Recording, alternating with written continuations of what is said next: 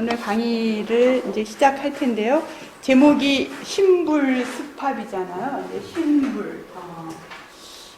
가미. 보통 이제 일본에서 신 하면 신은 가미를 의미하죠.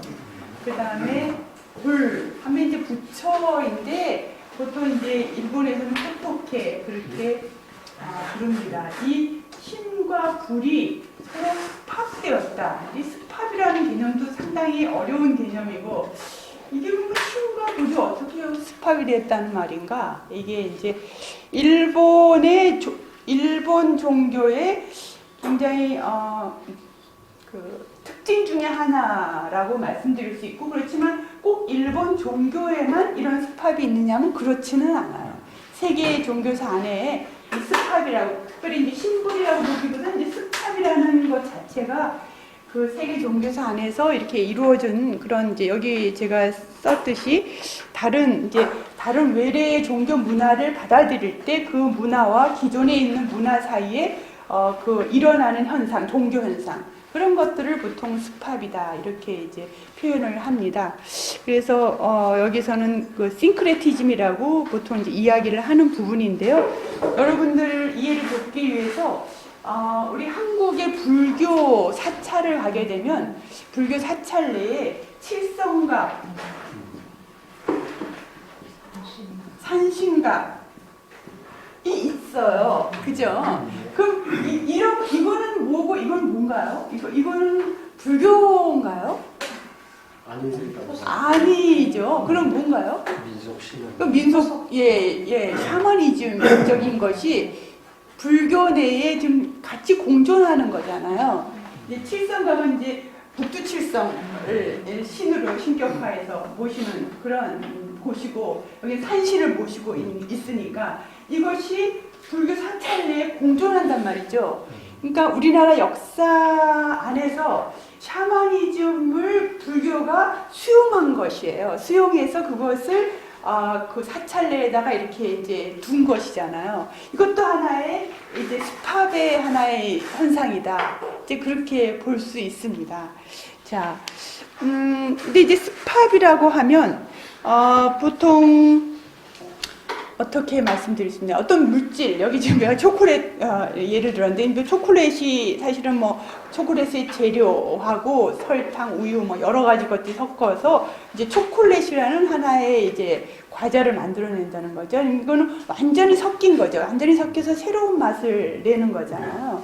근데 이제 종교의 문화 현상은 그렇게 완전히 그러니까 기존에 있었던 설탕으로서의 맛, 우유로서의 맛, 그 다음에 뭐 카카오로서의 맛을 다 이렇게 하나로 융합해갖고 새로운 어떤 물질을 내듯이 그렇게 나온다기보다는 그것들이 공존하는 상태 안에서 어떤 새로운 형태도 나오지만 또 그것이 공존하는 이런 뒤섞여 있는 이런 형태라고 이제 볼 수 있습니다.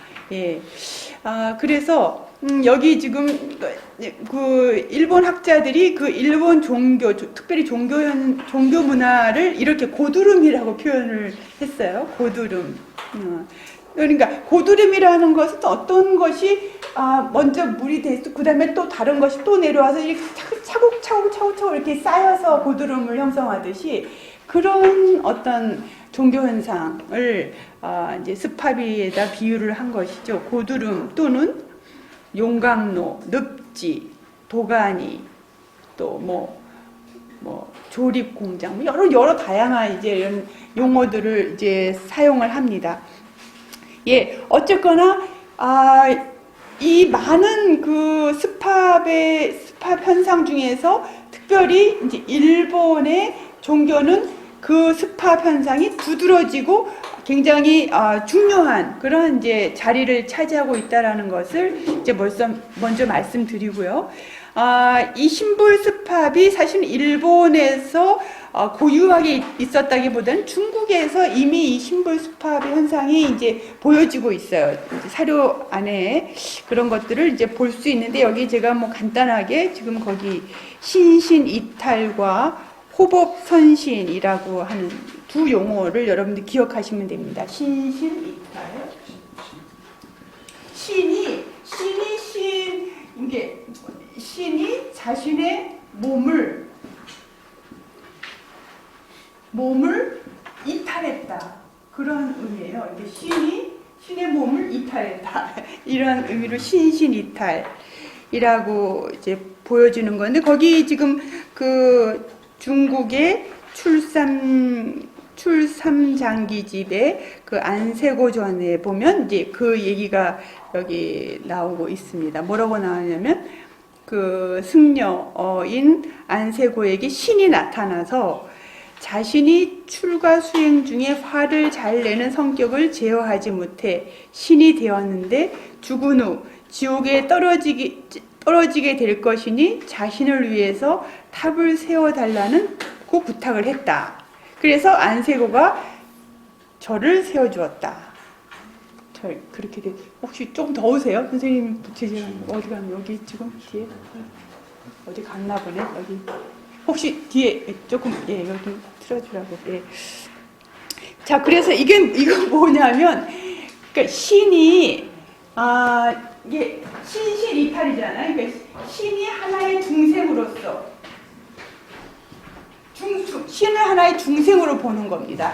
불교 안에서 윤회 사상을 아셔야 되는데, 불교에서는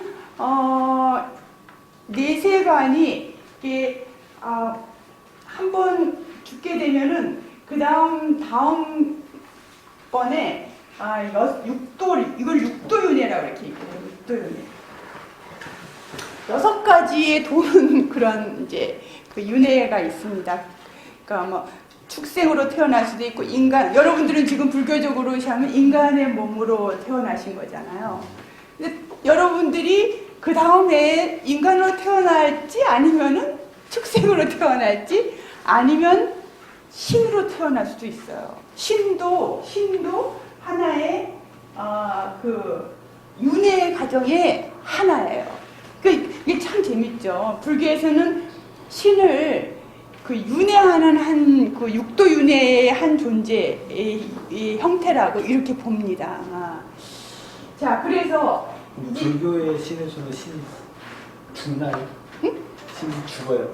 그러니까 그러니까 이제 그런 신이 죽는다는 게 보다, 그러니까 신이 계속 그 다음 해로 이제 윤회를 계속, 그러니까 아직 해탈이 안 된 상태예요. 그러니까 해탈이 될 수 있는 조건은요, 인간으로 태어났을 때 해탈이 돼요. 그러니까 인간의 상태로 태어났을 때만 해탈되고, 해탈되어야지만 윤회가 끝난다, 이렇게 보통 불교에서는 얘기를 해요.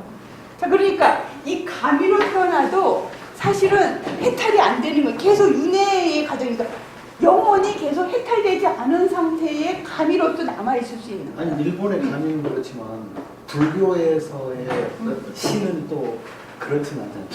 죽는다는 개념이 없어요. 그러니까 죽는다는 개념보다는 해탈되지 않고 아직 몸을 갖고 있는 거예요. 그래서 신이에요. 신의 몸을 갖고 있어요.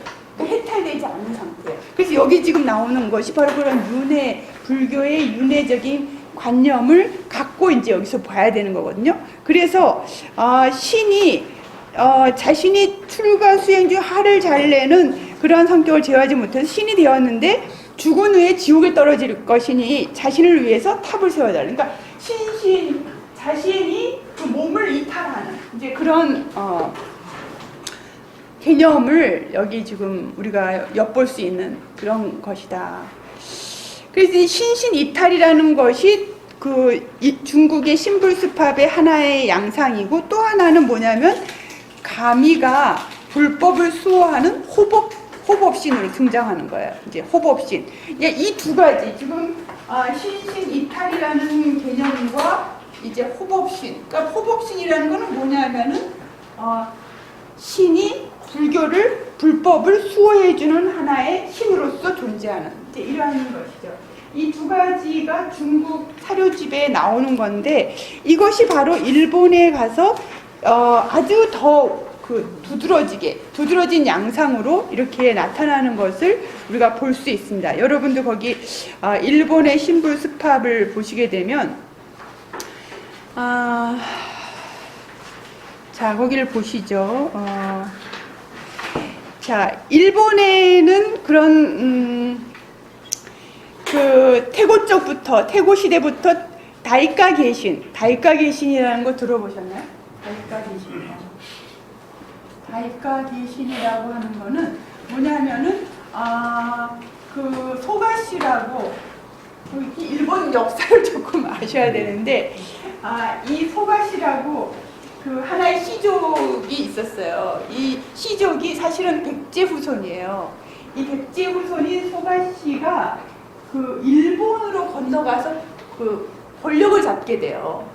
그래서 이제 천황가가 사실 소가시의 후손으로 이렇게 이제 나오거든요.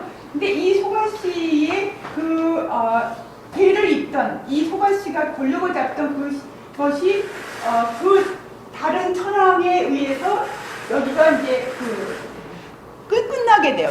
이 소가시의 어떤 시족이 더 이상 권력을 잡지 못하고 이제 이 개혁이, 그러니까 그런 개신이 일어나게 되는, 개혁이 일어나는 일종의 혁명이에요.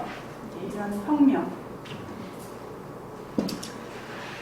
소가시의 시족이 이제 막을 내리고 그 다음 다른 것으로 넘어가는 그런 혁명의 시기를 다이카 계신 그렇게 얘기를 하는데, 그 태고 쪽부터 다이카 계신의 그 사이까지는 습합이 일어나지 않았어요.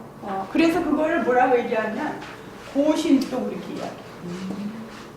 그러니까 이제 옛날 신도다 이렇게 해서 고신도 그렇게 얘기를 하거든요. 그러니까 이 고신도에서는 순수하게 불교는 불교, 신도는 신도, 이런 식으로 이렇게 있었는데, 그런 상황 속에서 지금 어떤 습합으로 이렇게 이제 그 변화되는 것을 이제 우리가 보려고 합니다. 그러면은 그 습합되는 과정으로 보기 전에 일본의 불교가 들어가는, 유입되는 그것을 조금 먼저 본 다음에 그 다음에 습합에 대해서 이제 살펴보도록 그렇게 하겠습니다. 자, 거기 일본의 불교 유입에 소가시가 나오죠. 그래서 소가시는 한반도에서 일본으로 건너간 그런 이제 사람들이고, 사실은 이제 백제 삼국시대에서 이제 백제가 멸망하면서 그 백제의 그 후손들이 그 일본으로 건너가는 거예요. 이제 백제가 멸망하면서 건너갔는데, 그 건너갈 때 한반도의 백제의 그런 문화를 갖고 가는 거죠. 그래서 사실은 그 당시에 일본에 그 발달되지 않았던 그런 문화들이 백제의 문화가 들어가면서 급격하게 발전하는 그런 이제 것들을 이제 볼 수 있습니다. 그래서 이제 이게 백제 성황 시기라고 보는데, 사실 일본에 공식적으로 불교가 전래된 연도가 538년, 그러니까 백제 성황의 시기하고 지금 맞아떨어지는 것이죠. 그래서 그때 이제 들어간 것을 이제 알 수 있습니다. 그때 불교가 들어갈 당시에 들어가면서 지금 불교를 반대하는 파와 불교를 수용하려는 두 파가 이제 있었어요. 근데 이 괴불파라고 하는 것이 모노노괴시, 그 다음에 숭불파가 소가시, 이렇게 해서 두 파가 있는 거죠. 그 모노노베시는 뭐라고 주장을 하냐면, 거기 있듯이 일본에는 벌써 지난 시간에 신도 했었죠. 800만의 가미가 있어요. 800만의 가미가 있는데 또 새로운 가미를 우리가 굳이 이거 외국신을 받아들이게 되면 기존에 있는 800만의 그 가미들이 노할 것 아니냐라고 주장을 하는 거예요. 자, 그렇게 하자 그 숭불파인 소가시는 그렇지 않다. 더 힘센 외국신을 수용해야 우리가 더 번성할 수 있다. 자, 그럼 여기서 우리가 알 수 있는 것은 괴불파나 숭불파 전부 다 불교를 어떻게 바라봤다는 것을 알 수 있을까요? 외국에서 들어오는 시. 예, 신이라고 본 거예요. 그러니까 신을 믿는 종교. 그러니까 새로운 신, 부처는 하나의 새로운 신.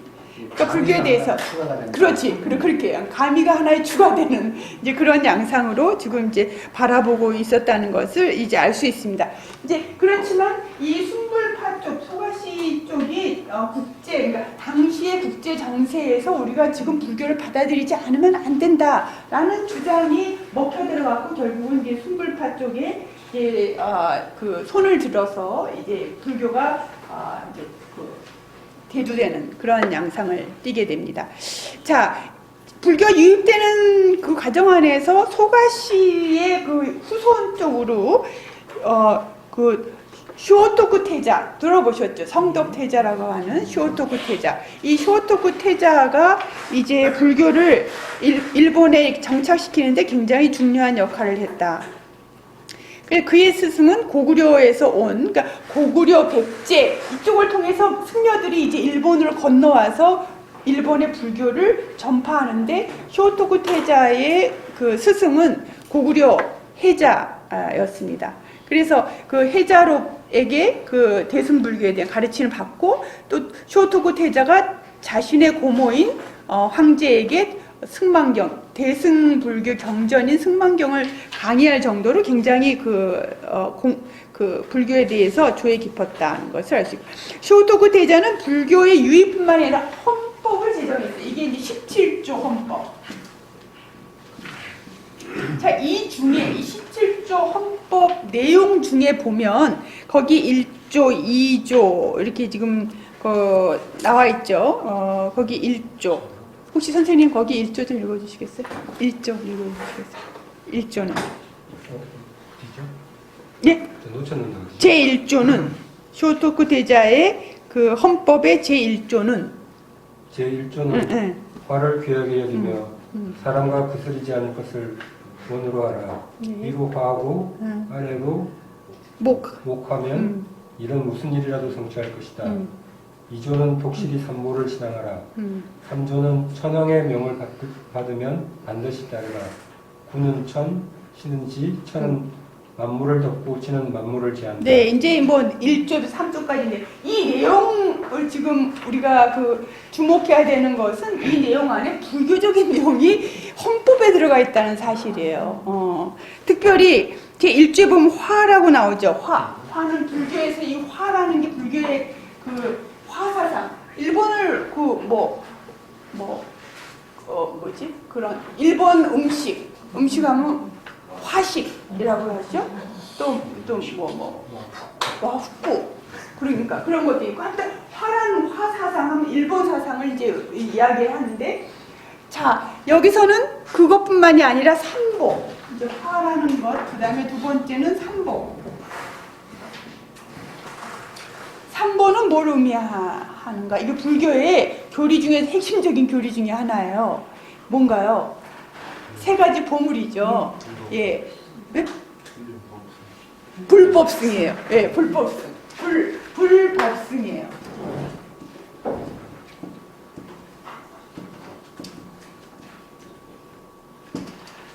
부처님의 부처님의 가르침을 따르는 승가공동체를 불법승. 그러니까 불교에서는 승가공동체가 보물 중에 하나예요.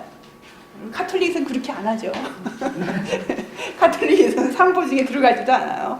자, 근데 여기 삼보라고 이렇게 이야기를 합니다. 삼보를 여기 지금 삼보를 신앙하라 이렇게 2조에서 나온 것은 굉장히 불교에 대해서 이게 쇼토쿠 태자가 굉장히 그 깊은 신앙을 갖고 있다라는 것을 우리에게 이제 엿보여주는 것이죠. 이 쇼토쿠 태자를 지나서 그 다음에 이제 나라 시대에 들어가서 나라 불교, 그 다음에 헤이안 불교, 시대별로 이제 불교의 그 변천사가 있어요. 아마 다음 시간부터는 저희가 가마쿠라 불교를 본격적으로 공부를 할 텐데요. 그 전에 나라 시대의 불교, 헤이안 시대의 불교, 그것만 이제 잠깐 언급을 하면 이제 헤이안 시대로 건너가면서부터 뭐가 일어나냐면 습합이 일어나요. 그러니까 습합은 이게 시대적으로 이제 해안 시대, 그러니까 불교가 지금 들어와서 쇼토쿠 시대에 들어와서 그 다음에 여기서 해안 시대까지는 그냥 습합되지 않은 상태로 이렇게 지나가다가 그 다음에 해안 시대 가서 습합이 된다. 자, 그러면 나라 불교를 보시면 나라 불교는 국가불교예요. 국가불교. 그래서 국가불교의 형태를 취하는데 이제 그 국가불교의 형태 중에 하나로 이제 도다이지 들어보셨나요? 동대사라고 이야기하면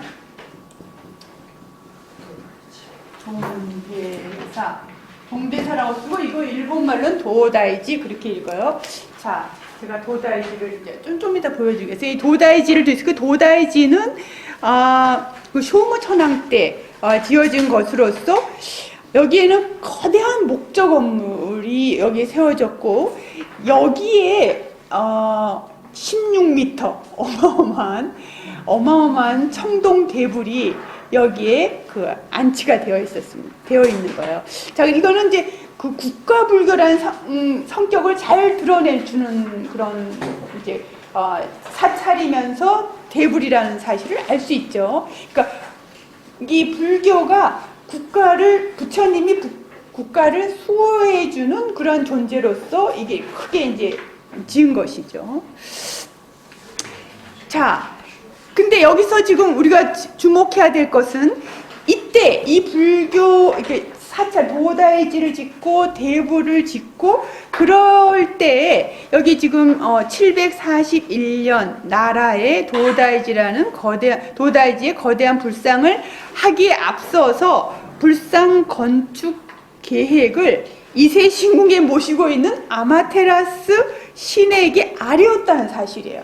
그러니까 아마테라스 신과 여기에 대불관에 어떤 관계를 여기서 우리가 볼 수 있어요. 그건 뭐냐면 아마테라스 신이 불교를 지켜주는 하나의 호법신으로서 그때 사람들이 생각하고 있었다는 것을 우리에게 보여주는 거예요. 그러니까 짓기 전에 대불을 짓기 전에 이세신궁에 가서 아마테라스에게 자, 우리가 큰 대불을 짓겠습니다 라고 아랬다는 사실은 이제 가미와 그 불교의 어떤 관계, 상관관계를 우리에게 엿보게 해주는 그런 이제 대목이다. 그렇게 볼 수 있겠습니다. 자, 그러면 제가 여기서 여러분들에게 이게 동대사예요. 도다이지.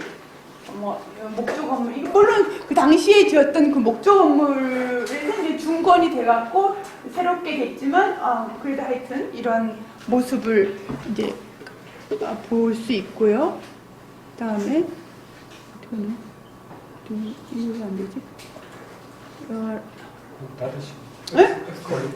예, 죄송합니다. 예. 자, 이게 이제 그 안에 본전, 대웅전이 안쪽에 있고 이제 들어가는 입구에 이렇게 있고요. 그다음에 자, 여기 대불이에요. 이쪽에 있는 게 이제 대불상을 이게 볼 수가 있는데 여러분들이 크기를 보려면 이렇게 보면 이제 크게 사람과 크기를 비교하면은 예, 얼마나 큰지를 알 수 있죠. 여기 밑에 사람 조그맣게 보이는데 저기 지금 이렇게 엄청나게 큰 대불 16m 크기 앉아 있는 저기가 16m라고 그러면은 얼마나 큰지를 우리가 알 수 있겠습니다. 네, 이것도 지금 그 대불, 도다지 안에 있는 대불입니다.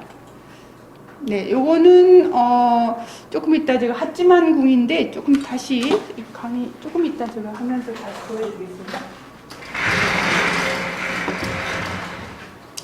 네, 그래서 이제 이 나라 불교 때는 국가 불교이면서 그런 그 민간들 삶 속에 깊이 있게 불교가 들어가지 못했어요. 그러니까 아직 민중 불교가 아니고 국가 불교고 또 귀족 불교 이런 형태의 불교였고 그 다음에 남도 육종이라고 했는데 이제 남도 육종이라고 하는 거는 한 6가지 이제 종파의 형태를 띠고 있었다. 이제 그런 거예요. 뭐 법상종, 성실종, 뭐 구사종, 화엄종, 율종. 여러분들까지 자세히 알 필요는 없는데 하여튼 이게 6가지 종파의 형태를 띠고 학문적인, 그러니까는 하나의 어떤 학문으로서의 불교를 수행했다. 그러니까 엘리트들에게 불교가 먹혀 들어가는 그런 것이 바로 나라불교. 자, 그러니까 아직 민중들에게 불교가 들어가지 못했다. 자, 그것과 습합이 일어나지 않은 것은 밀접한 관계가 있어요. 그러니까 이제 그렇기 때문에 아직 습합이 일어나지 않은 거예요. 이제 습합이 그 당시 일어나지 않았다는 것을 이제 알 수 있고, 이제 시대가 그 나라 시대가 지나고 그다음에 해안 시대에 오면서, 자, 해안 불교는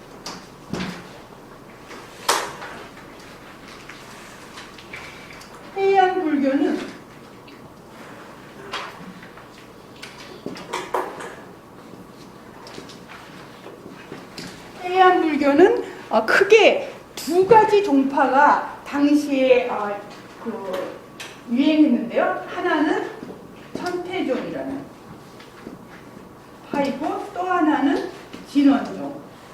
이렇게 해서 2파가 이제 그 해안 시대에 이렇게 있었습니다. 자, 천태종을 건립한 창시자는 사이초라는 사람이에요.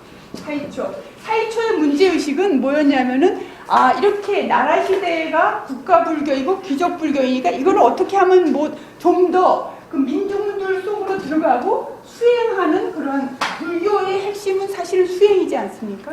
수행을 할 수 있는 어떤 그런 부분에 그 문제의식을 갖고 이렇게 그 불교에 이제 이렇게 심취를 했는데, 그래서 여기 뭐라고 되냐면, 나의 참된 염원은 불교의 힘으로 중생을 제도하는 데 있다. 이게 이제 그 사이초가 갖고 있었던 그런 사명감이다. 그래서 그는 그의 이제 그 시호가 전교대사라는 시호가 붙을 정도로 그렇게 아주 불교를 열심히 그 전파했던 그런 사람으로 이제 남아 있습니다. 자, 어쨌거나 천태종이라는 당시에 당나라에 유학을 가서 천태종에 관련된 것을 배우고 이제 책도 갖고 이렇게 해서 이제 일본으로 건너왔어요. 자, 근데 사실은 사이초는 중국 천태종과 일본의 천태종에 좀 차이가 있는 것은, 순수한 천태종으로 있지 않고 여기는 밀교와 천태종과 밀교가 습합이 되어서 뭐를 낳냐면 태밀이라는 이런 형태를 나중에 갖게 되거든요. 이제 이게 이제 일본 천태종의 좀 특별한 이제 형태라고 볼 수 있어요. 이렇게 밀교가 여기 같이 천태종과 같이 이렇게 융합이 되어서 새로운 태밀이라는 이러한 종교 현상을 나타내게 된 것은 바로 이 진원종과 연결이 돼요. 왜냐하면 진원종은 원래 밀교예요. 밀교거든요. 이게 원래 밀교예요. 근데 이 밀교라는 것은 뭐냐면,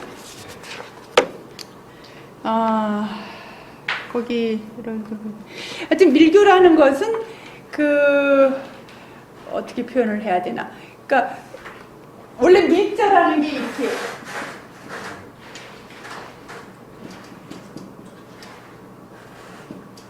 비밀리에 전수되는 거예요. 비밀리에 전수돼. 그러니까 어떠한 그 진리, 가르침 그런 것들이 스승이 제자에게 비밀리 이렇게 전수를 시켜주는 그런 이제 속성을 갖고 있어요.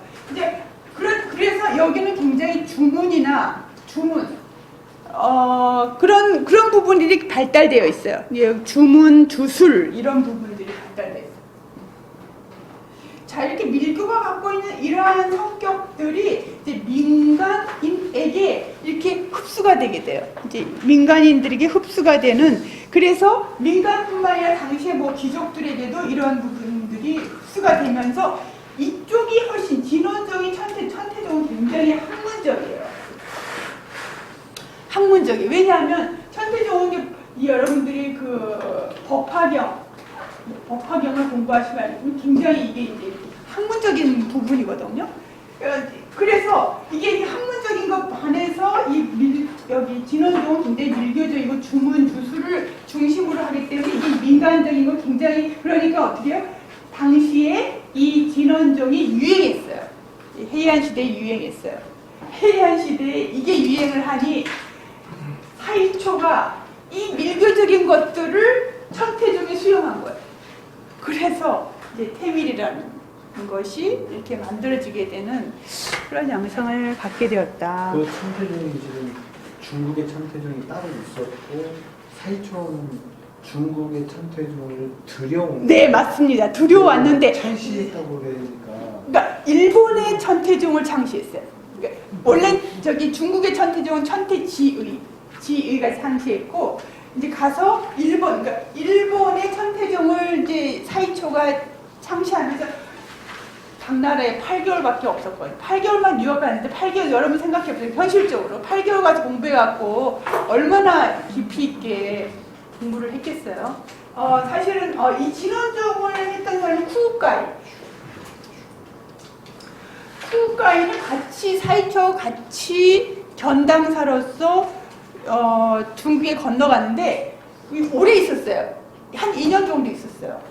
여기는 8개월 있었고, 그러니까 훨씬 더 깊이 있게 공부를 했었죠. 여기는 밀교 쪽, 그러니까 중국의 밀교 쪽으로 공부를 하고 여기는 천태종 쪽으로 공부. 우리나라의 천태종하고는 또 네, 다릅니다. 우리나라는 이렇게 태배식으로 이렇게 받아들이지 않아서 우리는 중국 천태종 쪽에 가깝죠. 이렇게 습합되어 있지 않은 형태고요. 그렇게 되는데 이제 이게 서서히 민간 쪽으로 불교가 이렇게 수용되는 과정 안에서 신불이 습합되는 양상들이 이제 일어나요. 언제? 해안 시대 때 일어난다. 네, 그렇게 볼 수 있습니다. 그러면 거기 신불 습합 그 과정이라고 되어 있는 부분을 좀 보시면요. 신불, 저기 일본 말로 신부주 그렇게 읽어요. 신부주.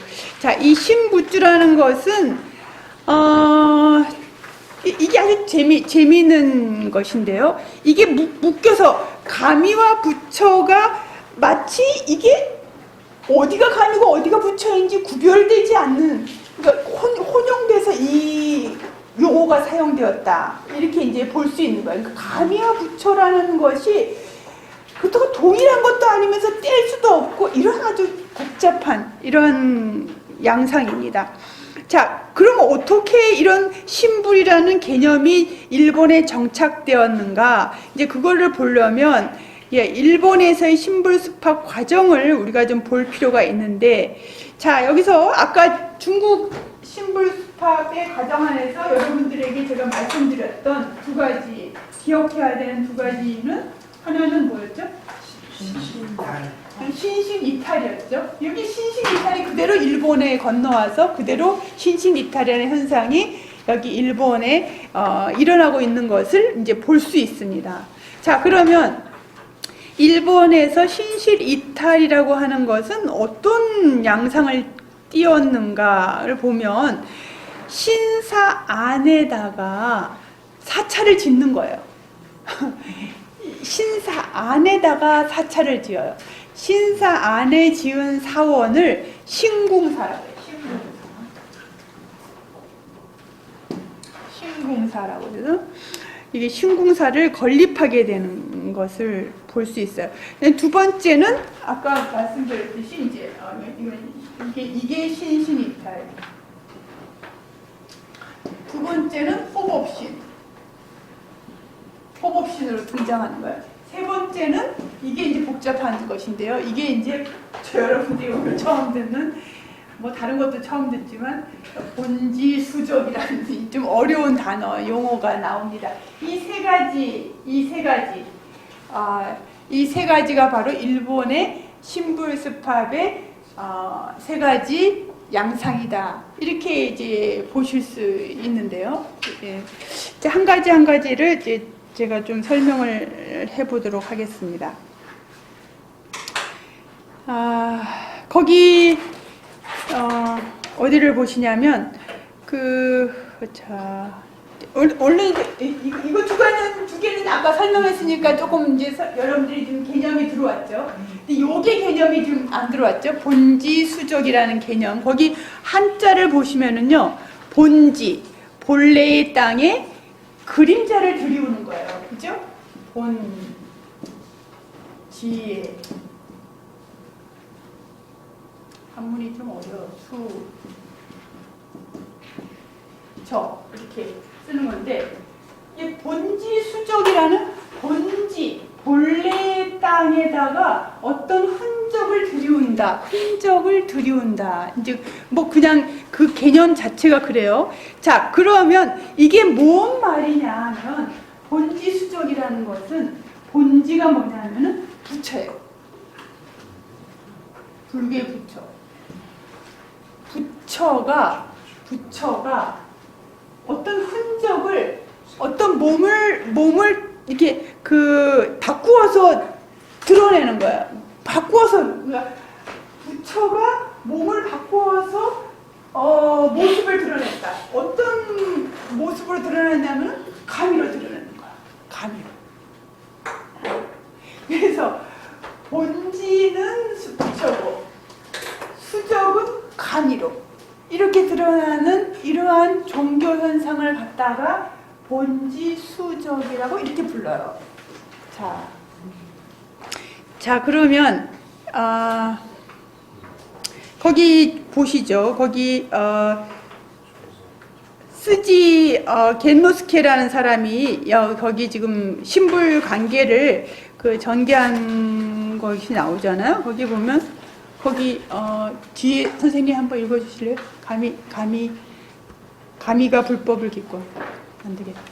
이쪽에 선생님 잘 읽어. 네, 거기 일본 불교사 1권 본지 수적에 나오는 거 다운표 되어 있는 거 한번 읽어주시겠어요? 가미가 불법을 기권한다. 저기 밑에서 3분의 1. 네, 선생님 읽어주세요. 찾으신 선생님. 네. 가미가 불법을 기고한다. 예. 가미가 불법을 옹호한다. 예. 가미가 불법을 통해 본래에서 벗어난다. 예. 가미가 중생의 하나가 된다. 네. 가미가 불법을 통해 깨달음을 얻는다. 예. 가미가 곧 보살이 된다. 예. 가미가 호독해가 된다. 호독해는 부처예요. 네. 가미가 호독해의 화신이 된다. 네, 그래서 이 지금 스치라는 사람은 이 신불습합 과정이 이렇게 일어났다라고 주장하는 거야. 이런 과정을 통해서 일어났다. 그러니까 뭐 가미가 처음에 불법을 좋아하는 것부터 시작해서 옹호하는 것에서 그 다음에 불법을 통해서 번뇌에서 벗어나 이런 양상을 띄워서 이렇게 진행되었다라고 주장하는 거예요. 자, 그러면 이러한 주장의 밑에 깔려 있는 것은 힌두와 불교가 굉장히 조화롭게 이렇게 신불습합이 일어났다. 자, 그렇게 볼 수 있죠. 근데 다른 학자들은 그렇게 보지 않아요. 다른 학자들은 그렇게 신불습합이 그렇게 이렇게 직선적으로 마치 무슨 진화가 일어나듯이 이렇게 직선적으로 이렇게 쭉 진행되어지지 않았고, 이게 뒤죽박죽 일어났다. 이게 뭐가 이렇게 딱 일어난 게 아니라 이 시대적으로 뒤죽박죽하게 일어났다라고 주장을 하는 학자들이 훨씬 더 많아요. 자, 그 중에 하나는 여기 지금 뭐라고 얘기하냐면 쓰다라는 사람, 소키치라는 사람이 주장하는 건 뭐냐? 이러한 주장은 지식인들의 주장에 불과한 것이고 사실은 이 민간 신앙 안에서는 그렇게 진행되지 않았다라고 이제 보는 것입니다. 그래서 이 신불습합 과정이라는 것이 굉장히 복잡한 과정을 통해서 이루어졌는데, 자, 그러면 복잡한 과정이 뭐 어떻게 복잡하게 이루어졌는가? 이제 그걸 조금 여기서 보겠습니다. 신신이탈이라고 신신이탈. 자, 거기를 보시면 신신이탈은 아까 말씀드렸듯이 이제 8세기경에 일어난 신불습합의 초기 현상이에요. 이게 이제 8세기경에 일어난 초기 현상인데, 신신이탈이라는 것은 뭘 말하면 이게 지금 아까 말씀드렸듯이 신궁사가 건립되는 것. 야, 신궁사. 그러니까 불교 사원을 신사 안에다가 짓는 거잖아요. 자, 그 내용이 어디에 나오냐면 거기 보면은 그 후지와라라는 그 사람, 당시의 권력자 후지와라의 전기에 보면은 그 내용이 이게 지금 나오는데요. 자, 거기 꿈에 나타나서 후지와라 꿈에 나타나서 누가 나타나서 가미가 나타나서 지금 하는 말이에요. 자, 뭐라고 하는가? 한번 선생님 읽어주시겠어요? 여기 나는 네. 꿈에 나타나서 나는 수곡으로 인해 가미가 된 지 오래되었는데 네. 이제 불교에 귀의하여 부업을 수행해도 인연을 얻지 못했다.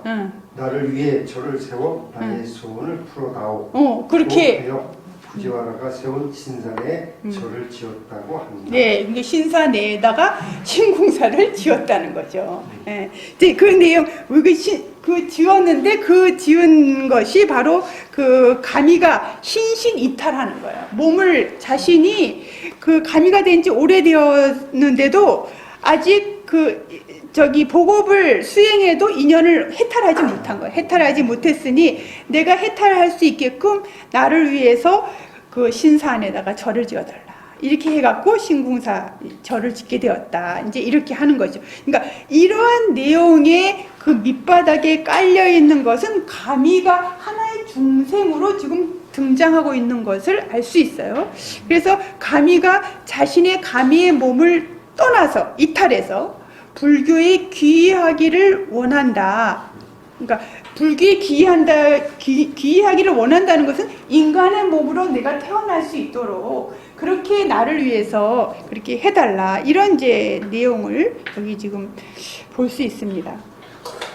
자, 그게 하나의 신신이탈이라는 이제 과정을 통해서 나타난 신불수pháp이고, 이제 두 번째 나타나는 그 신불수pháp 과정은 호법신으로, 호법선신이라 했는데 호법신 이렇게 해도 마찬가지입니다. 자, 이거는 반대예요. 반대로 뭐냐면 그 진수사를 지었다. 여기는 진수사, 여기는 아까 신궁사를 지은 여기는 진수사를 지었다. 자, 진수사라는 것은 뭐냐 하면 불교 안에다가 신사를 짓는 거야. 불교 안에다가 신사. 아까 칠성각, 산신각하고 좀 비슷한 느낌이 들죠. 이게 불교 안에다가 신사를 짓는, 이제 그거를 신수사 이렇게 이야기를 하는데, 자, 이거는 언제 드러나는 거? 대표적인 것이 하찌만궁에서 나타나는 것이다. 하찌만궁. 아까 사실은 보여줬던 게 그게 하찌만궁인데 조금 이따 다시 제가 보여드리겠습니다. 그 대표적인 의례로 그 하찌만궁을 둘 수 있다. 이 하찌만궁은 그 쇼무천왕이 그 도다이지를 그런 전국의 국분사의 총본사를 세우면서 그때 대불을 짓도록 그렇게 명령을 내렸었는데, 그것과 이제 연관되어서 그 하찌만 신이에요. 하찌만 신이 나는 가미로서 천신과 지신을 이끌고 이 대불 건립 사업을 완성하도록 인도하고 싶다. 이렇게 이제 이야기를 하는 것이죠. 자, 그래서 여기서 나오는 하찌만 신. 하찌만 신은 굉장히 복잡해요. 이제 습합 과정 안에서 굉장히 아주 여러 차례 이 변화하는 그러한 신으로 이렇게 드러나는데, 이 하찌만 신이 갖고 있는 그 성격은 아까 앞에서 말씀드렸던 신신이탈의 가미하고 다르다는 것이죠. 어떻게 다르냐?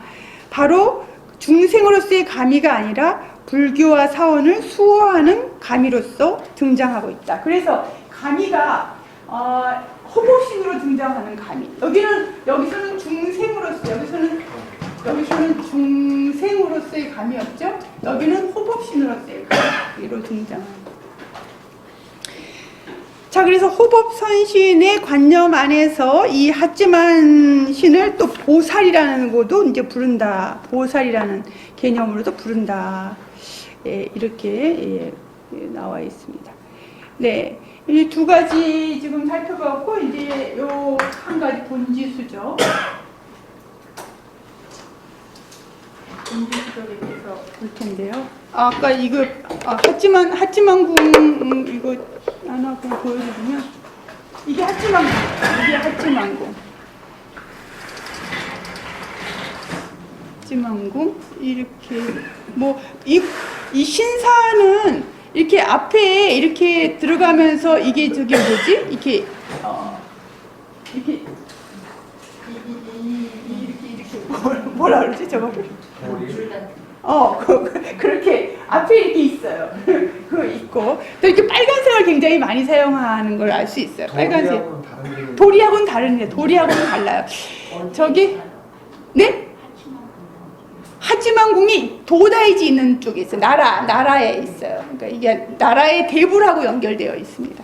자, 이게 있고 여기 지금 하찌만궁 들어가는 입구에 이렇게 이 계단으로 들어가게 되면 혼된 본전이 그 안에 아까 거는 본전이고 여기 들어가는 입구에 이제 있는 것이고요.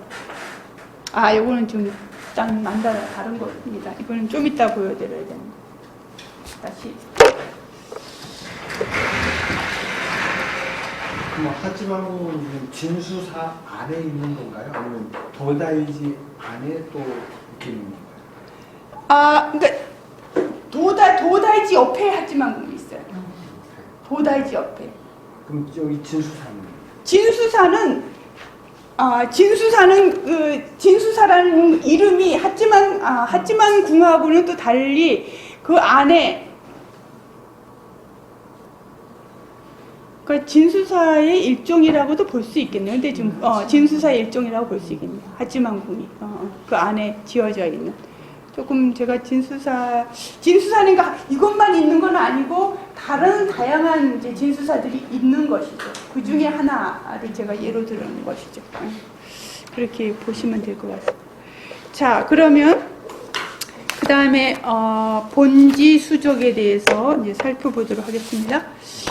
자, 본지수적. 아까 제가 말씀드렸듯이 본지수적은 부처가 중생을 제도하기 위해서 가미의 모습으로 나타났다. 이제 그렇게 보는 건데요. 이 본지수적은요,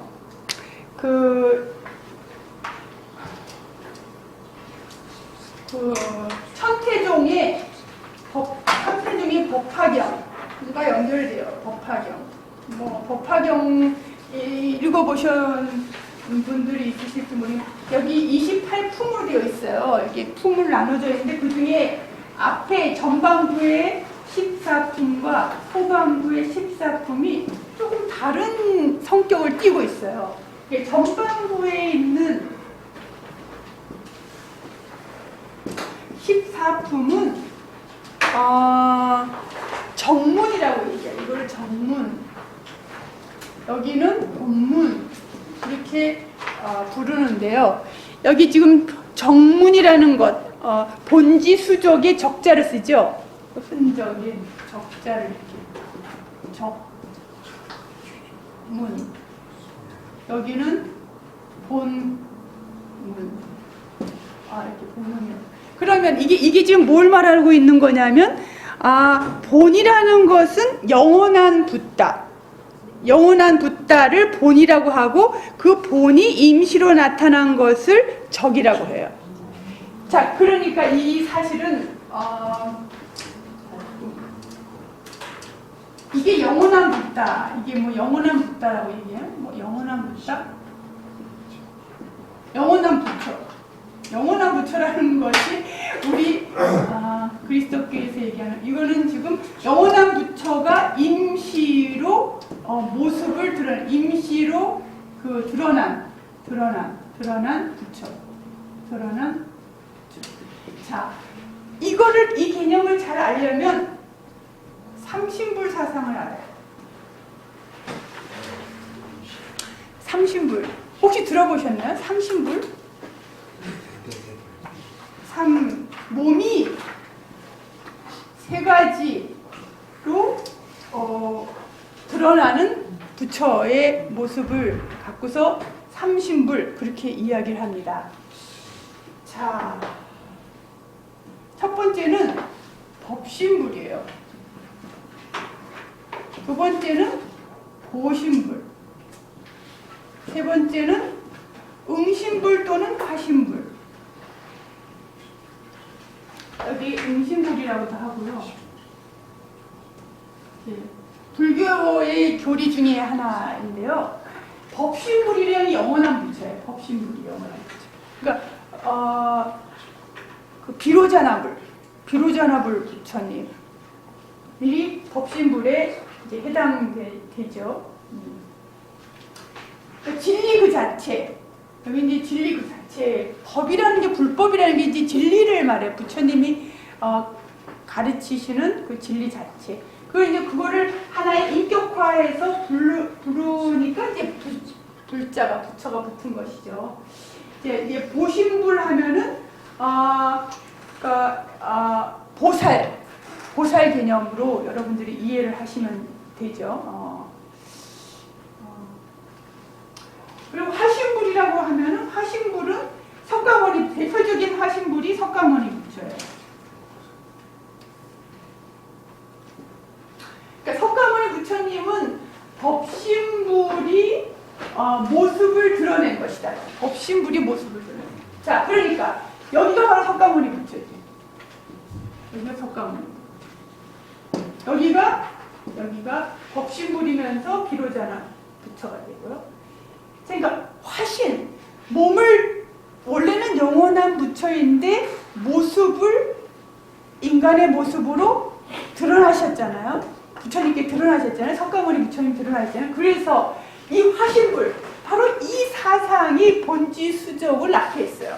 원래는 본지수적이 이게 신불수팝이라는 어떤 그 종교 현상이 불교의 화신불 사상에서 온 것이에요.